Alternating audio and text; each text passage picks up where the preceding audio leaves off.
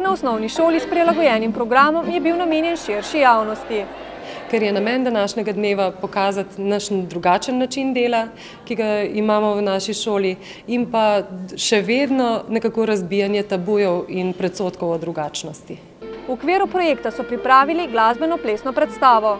To je avtorsko delo naših učiteljic in nastopajo skoraj vsi naši učenci. Zgodba govori o mravljiči Mili, ki gre po